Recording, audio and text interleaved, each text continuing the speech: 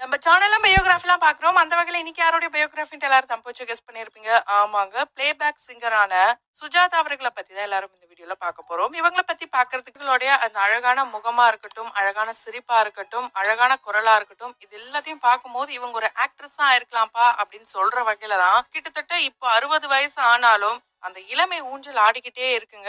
அந்த அளவுக்கு அவங்கள ரொம்பவே இளமையா வச்சிருக்காங்க. அதுக்கான ரகசியம் என்னன்னா, எவ்வளவு கவலைகள், கோவங்கள் இருந்தாலும் அவங்க பாட்டு பாடியே அதெல்லாம் தீர்த்துப்பாங்களாம். இதெல்லாம் தாண்டி அவங்க யாரு, அவங்க எப்படி இந்த இண்டஸ்ட்ரிக்குள்ள வந்தாங்க, அவங்களுடைய இளமைக்கான ரகசியம் என்ன, இதை பத்தின இன்ட்ரெஸ்டிங்கான விஷயங்களை தான் தொடர்ந்து இந்த வீடியோல பார்க்க போறோம். இவங்களுடைய பாடல்கள் மட்டும் பேசும் கிடையாது, இவங்களோட ஹம்மிங்கும் பேசும் பொருளா மாறி இருக்குன்னா அது காதல் ரோஜாவே இந்த சாங்ல வந்த எஸ்பிபி அவர்கள் கூட காம்பினேஷன்ல எல்லாமே இந்த பாட்டுல ஃபுல் அண்ட் ஃபுல் இவங்களுடைய ஹம்மிங் தான் இருக்கும். இப்ப வரைக்கும் யாராலுமே அந்த ஹம்மிங்க மீட் பண்ணவே முடியாதுன்ற அளவுக்கு தான் இவங்க ஒரு ட்ரேட்மார்க்கை செட் பண்ணிருக்காங்கன்னே சொல்லலாம். இவங்க மார்ச் 31 1963 கொச்சி கேரளால பிறந்திருக்காங்க. இது வரைக்கும் இவங்க கிட்டத்தட்ட 10,000க்கும் மேற்பட்ட பாடல்கள் பாடியிருக்காங்க. 1975ல இருந்து தான் இவங்க திரைப்படங்கள்ல பாட ஆரம்பிச்சிருக்காங்க. இது வரைக்கும் இவங்க Kerala state award, Tamil Nadu state award, Asiad award, cinema express award, lifetime achiever award, இது போல நிறைய அவார்ட்ஸ்களை வாங்கி குவிச்சுட்டே தான் வராங்க. இதுக்கான காரணம் இவங்களுடைய கணவர் தாங்க. பரவூர் டி.கே. நாராயணம் பிள்ளை தான் இவங்களுடைய தாத்தா. இவரு ஃபர்ஸ்ட் சுதந்திர இந்தியாவோட கொச்சின்ல சிஎம்மா இருந்திருக்காரு.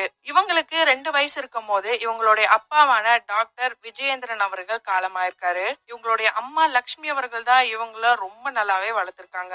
சின்ன வயசுல இருந்து இவங்க ஒரு ஸ்டேஜ் சிங்கராவே இருந்திருக்காங்க. அதுவும் கே.ஜே. ஏசுதாஸ் அவர்கள் இவங்களுக்கு ஒரு அப்பானே சொல்லலாம். அந்த அளவுக்கு இப்போ வரைக்கும் ரொம்பவே ப்ரொடெக்டிவா இவர் இருக்காரு. அது மட்டும் இல்லாம இவங்க கே.ஜே. ஏசுதாஸ் அவர்களை அண்ணா அண்ணா தான் கூப்பிடுவாங்க. இருந்தாலும் இவங்க சின்ன வயசுல குறிப்பா பருவம் அடைஞ்ச காலத்துல ஸ்டேஜ்ல நின்று பாடும்போது அங்க இருக்க ஆர்கெஸ்ட்ரால இருக்கிறவங்க யாரையுமே பார்க்க கூடாதாம், அவங்க பேசினாலும் பேசக்கூடாதாம், யாரை பார்த்தும் சிரிக்க கூடாதாம், இது போல நிறைய ரொம்பவே ஸ்ட்ரிக்டா அவங்கள பாத்துக்கிட்டாராம். இவங்களை எப்படி கச்சேரிக்கு கூட்டு போறாரோ அதே மாதிரி அவங்க மனைவி இவரும் சேர்ந்துதான் கூப்பிட்டு வருவாங்களாம். அவங்களுடைய மனைவி மடியில எல்லாம் படுத்து தூங்கின காலங்கள்லாம் இருக்காம். இவங்க 6th படிக்கும் போதுதான் இவங்களுக்கான வாய்ப்புகளும் தேடி வருது. அதுக்கான காரணமும் கே.ஜே. ஏசுதாஸ் அவர்கள் தான். அவர் தான் இவங்களை ஸ்ட்ராங்காவே அடுத்த அளவுக்கு கொண்டு போனோம் முயற்சி பண்ணி கிட்டத்தட்ட 1000கணக்கான ஸ்டேஜ் ஷோவை சின்ன வயசுல இருந்தே இவங்க பாடியிருக்காங்க. கே.ஜே. ஏசுதாஸ் அவர்கள் கூட சேர்ந்து இவங்க 6th படிக்கும் போது மலையாளத்தில் தான் முதல் முறையா பாடியிருக்காங்க. டூரிஸ்ட் பங்களா அப்படின்ற படத்துல கண்ணெழுத்து பொட்டு தொட்டு இந்த பாடல் தான் இவங்களுடைய முதல் பாடல். அதை தொடர்ந்து இவங்களுக்கு தமிழ்ல பாடல்கள் வாய்ப்பு கிடைக்குது. 1977 தான் இவங்களுடைய முதல் தமிழ் பாடல் இளையராஜா அவர்களுடைய இசையில தான் பாடியிருக்காங்க.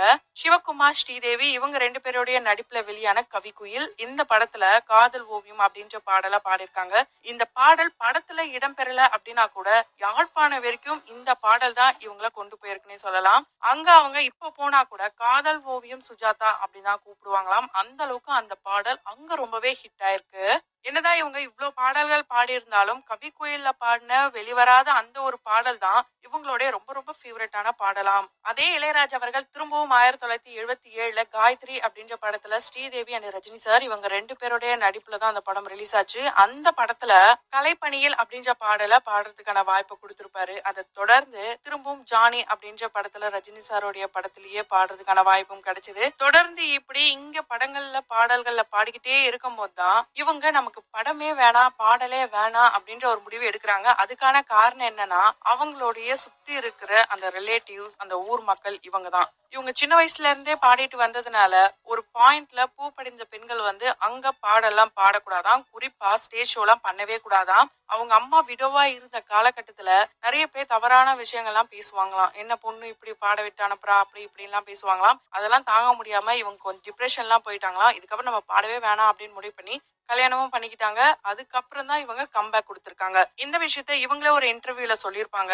இப்ப வரைக்கும் இந்த அளவுக்கு பாடுறாங்கன்னா அதுக்கு காரணம் இவங்களுடைய கணவர் சொல்லியிருந்தேன். அதுதாங்க முக்கிய காரணம். ஏன்னா இவங்களுடைய கணவர் தான் இல்ல நீ பாடு, நான் உனக்கு சப்போர்ட்டிவா இருக்கேன் அப்படின்ட்டு ஆஃப்டர் மேரேஜ் சொல்லியிருக்காரு. இவங்களுடைய திருமணம் ரொம்ப ரொம்ப சுவாரஸ்யமான திருமண காதல் கதைன்னு சொல்லலாம். ஏன்னா இவங்களுக்கு 7 வயசு இருக்கும் போது ஒரு மேரேஜ் ஈவெண்ட்ல தான் இவங்களை ஃபர்ஸ்ட் டைமா பாக்குறாரு கிருஷ்ணமோகன் அவர்கள். அதுவும் ஏசுதாஸ் அவர்கள் கூட தான் சேர்ந்து பாடிட்டு இருக்காங்க. ஏசுதாஸ் அவர்களுடைய க்ளோஸ் ஃப்ரெண்டோடைய பையன் தான் கிருஷ்ணமோகன் அவர்கள். கிருஷ்ணமோகன் அவர்களுக்கு பாடல்லாம் ரொம்பவே பிடிக்குமாம். அதே மாதிரி அவருடைய அம்மாக்கும் ரொம்ப ரொம்ப பாடல்லாம் பிடிக்குமாம். அதனாலே பாட்டு பாடுறவங்க யாராவது இருந்தா அவங்கள ரொம்பவே பிரைஸ் பண்ணுவாங்களாம். ஒரு மலையாள பெஸ்ட் சாங்க தான் இவங்க அந்த ஈவென்ட்ல பாடியிருக்காங்க. அப்போ இந்த பாடல இந்த சின்ன பொண்ணு தான் பாடுச்சா அப்படின்ட்டு ரொம்பவே ஷாக் ஆயிட்டாராம். அதை தொடர்ந்து ஒரு கோவில்லையும் பார்த்திருக்காங்க. அப்ப அந்த கோயிலுக்கு அவங்க அம்மா கூடயும் சேர்ந்து வந்திருந்தாராம் கிருஷ்ணமோகன் அவர்கள். அந்த டைம்ல அவங்களுடைய அம்மா ஒரு பட்டு பாவாடை சட்டெல்லாம் கூட பிரசன்ட் பண்ணாங்களாம். அப்பவே எல்லார்கிட்டயும் கோவமா இருக்கு இயேசுதாஸ் அவர்கள். இவர்கிட்ட கல்யாண பேச்ச அவருடைய ஃப்ரெண்டு மூலியமா எடுக்கும்போது ஸ்டார்டிங்ல சின்ன பொண்ணா இருக்கா அப்படின்னு சொன்னாலும் அவங்க வளர்ற வரைக்கும் நாங்க வெயிட் பண்றோம் அப்படின்ட்டு இவங்க 7 வயசு இருக்கும் போது சொன்னது இவங்க 18 வயசு ஆகுற வரைக்குமே வெயிட் பண்ணிருக்காங்க. இருந்தாலும் 17 வயசுல இவங்களுடைய என்கேஜ்மெண்ட் நடக்குது. ஆமாங்க, 17 வயசுல சுஜாதா அவர்களுக்கும் கிருஷ்ணமோகன் அவர்களுக்கும் என்கேஜ்மெண்ட் நடக்குது. ஆனா இந்த சின்ன மருமகள் சீரியல்ல எப்படி 18 வயசு ஆனதுக்கு அப்புறம் மேரேஜ் நடந்ததோ அந்த மாதிரி ஒரு வருஷம் வெயிட் பண்ணி தான் இவங்களுடைய மேரேஜ் ரொம்ப ரொம்ப கோலாகலமா நடந்திருக்கு. அது மட்டும் இல்லாம இவங்களுடைய மேரேஜுக்கு பட்டமால் அவர்கள் தான் கச்சேரி பண்ணணும்ட்டு மோகன் அவர்களுடைய வீட்டுல சொன்னதுனால அதுக்கும் ஒரு 2 வருஷம் வெயிட் பண்ணி தான் ரொம்ப சூப்பராவே இவங்களுடைய மேரேஜ் நடந்திருக்கு. அந்த வகையில மே 9 1981 தான் இவங்களுடைய மேரேஜ் நடந்து முடிஞ்சது. அதுக்கப்புறம் சரி நம்ம ஒரு ப்ராப்பரான ஹவுஸ் ஒய்ஃபா மாறலான்னு முடிவு பண்ணியிருந்த சமயத்துலதான் நீ படி அதே சமயம் பாடு அப்படிலாம் ரொம்பவே சப்போர்ட்டிவா இருந்து மேரேஜ் ஆன கொஞ்ச நாள்லயே இவங்க 2 பேரும் பிரியற மாதிரியான ஒரு சூழ்நிலை வந்திருக்கு. அந்த வகையில 3 வருஷம் இவங்க எர்ணாகுளத்திலேயே அவங்களுடைய டிகிரி எக்கனாமிக்க முடிச்சிருக்காங்க. இவரு பாம்பேல அந்த டைம்ல இருந்தாராம். இவர் ஒரு டாக்டரா சைல்டு ஸ்பெஷலிஸ்டா இருந்ததுனால அங்கங்க இவரை டிரான்ஸ்பர் பண்ணிக்கிட்டே இருப்பாங்களாம். அப்படி டிரான்ஸ்பர் ஆகிதான் ஒரு பாயிண்ட்ல சென்னைக்கும் வராங்க. இவங்களும் அவங்களுடைய படிப்பு முடிச்சு சென்னைக்கு வராங்க. இவங்க ஒரு பாயிண்ட்ல டிசப்பாயின்மெண்ட் ஆனது மட்டும் இல்லாம மென்டல் ஹெல்த்ல டிப்ரெஷனும் ஆயிருக்காங்களாம். அது இவங்களுடைய பர்சனல் லைஃப்ல தான். சொல்ல போனா ஸ்வேதா மோகன் அவர்கள் பிறக்கிறதுக்கு முன்னாடியே 2 குழந்தைகள் இருந்து இல்லாம ஆயிருக்காங்க. அதனாலேயே ஸ்வேதா மோகன் அவர்களை நல்லா பெத்தெடுக்கணும்னு நினைச்சு இவங்க கிட்டத்தட்ட 9 மாசமா பெட் ரெஸ்ட்லயே இருந்தாங்களாம். ஸ்வேதா மோகன் அவர்கள் பிறக்கிறதுக்கு 20 நாளைக்கு முன்னாடி தான் இவங்க போய் ஒரு கச்சேரி அட்டன் பண்ணாங்களாம். மறுநாளே ஸ்வேதா மோகன் பிறந்துட்டாங்களாம். இவங்க கச்சேரிகள்லாம் பாட போகும்போதும் சரி எஸ்பிபி அவர்களை ரொம்பவே அட்மையர் பண்றவங்களாம். கிட்டத்தட்ட ஒரு நாள்ல 21 சாங்ஸ் எஸ்பிபி அவர்கள் பாடுறத பார்த்துட்டு எப்படிரா இவர் இப்படி பாடுறாரு அப்படிலாம் கூட நினைச்சிருக்காங்களாம். இவங்க 2 பேருடைய காம்பினேஷன்ல ஒரு சாங் ரிலீஸ் ஆக போகுது அப்படின்னா ஃபர்ஸ்ட் எஸ்பிபி அவர்களுடைய போர்ஷனை பாடி முடிக்க சொல்றாங்களாம். ஏன்னா அவர் அடுத்து போவாருன்றதுனால இவங்க வெயிட் பண்ணி அதுக்கப்புறம் தான் பாடுவாங்களாம். அந்த வெயிட்டிங் டைம்ல கூட சத்தமா பாடி பாடி பிராக்டிஸ் பண்ணுவாங்களாம் சுஜாதா அவர்கள். அந்த நேரத்துலதான் எஸ்பிபி அவர்கள் என்ன சொன்னாருன்னா, நீ ஏமா இவ்வளவு கத்தி கத்தி பாடுற, கண்டிப்பா இப்படிலாம் பாடினா உனக்கு எனர்ஜி போயிடும். அப்ப எப்படி நீ ரெக்கார்டிங்ல நல்லா பாட முடியும் எனர்ஜியோட, அதனால உன் மனசுக்குள்ளேயே நீ பிராக்டிஸ் பண்ணு, அதுக்கப்புறம் நீ ரெக்கார்டிங்ல நல்லா பாடு அப்படிலாம் அவர் அட்வைஸ் கொடுத்ததுனால தான் இப்ப வரைக்கும் பிராக்டிஸ் பண்ண கூட மனசளவுல பிராக்டிஸ் பண்ணுவாங்களாம். அதே மாதிரி எஸ்பிபி அவர்கள் கூட சேர்ந்து இவங்க அமெரிக்கால ஒரு கச்சேரி பண்றதுக்காக போயிருக்காங்க. அங்க அவங்களுக்கு மஞ்சள் காமலையும் நெஞ்சு பிடிப்பும் வந்ததுனால பாடவே முடியாதுன்னு நினைச்சிட்டு இருந்த சமயத்துலதான் எஸ்பிபி அவர்கள் இவங்களுடைய முதுகுல தட்டி தட்டி உன்னால முடியும்ட்டு இவங்கள ரொம்பவே பூஸ்ட் அப் பண்ணி பாட வச்சிருக்காரு. இந்த விஷயம் அவங்க டிவில பார்க்கும்போது தான் தெரிஞ்சுதான். என்னதான் இளையராஜா அவர்கள் இவங்களை தமிழ்ல இன்ட்ரடியூஸ் பண்ணிருந்தா கூட ஏஆர் ரகுமான் அவர்கள் கிட்டதான் இவங்க பாடல்கள் பாடி அந்த பாடல்கள் தான் ஹிட் ஆச்சாம். இளையராஜா அவர்கள்கிட்ட கிட்டத்தட்ட 60 பாடல்கள் இவங்க பாடினதாக சொல்றாங்க. இவங்களுடைய பாடல் நிறைய பேருக்கு ஃபேவரட்டான பாடல்கள்லாம் இருக்கு. அதுல காதல் ரோஜா மட்டும் இல்லங்க, அதே படத்துல புது வெள்ளை மழை இங்கு பொழிகிறது இந்த பாடலும் ரொம்பவே ஹிட்டான பாடல் தான்.